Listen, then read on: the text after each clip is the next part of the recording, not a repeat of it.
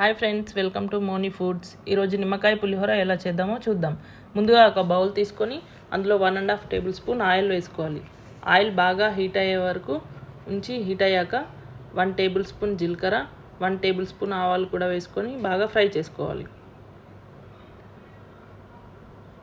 అవి ఫ్రై అయిన తర్వాత కొన్ని పల్లీలు తీసుకొని పల్లీలు కూడా వేసుకోవాలి.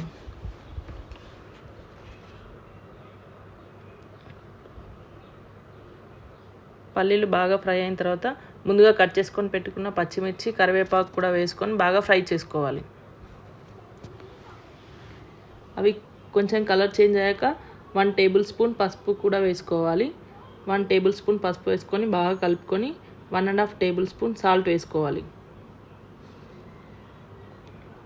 సాల్ట్ వేసి బాగా కలిపి ముందుగా రెడీ పెట్టుకున్న రైస్ని కూడా వేసి కలుపుకోవాలి.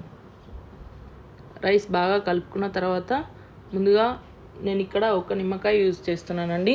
ఎవరైనా పులుపు ఎక్కువ తినే వాళ్ళు ఉంటే ఇంకో నిమ్మకాయ కూడా యాడ్ చేసుకోవచ్చు. ఇప్పుడు ముందుగా రెడీ చేసుకున్న నిమ్మకాయ రసాన్ని ఇందులో యాడ్ చేస్తున్నాను.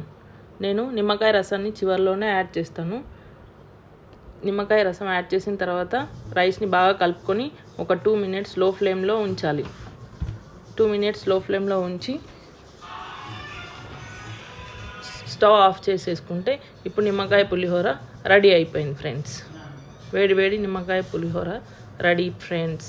Please subscribe my channel, like, share, comment.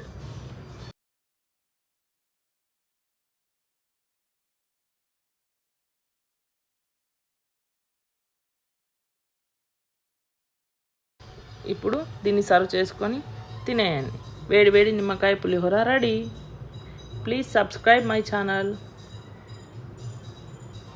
like, share, comment.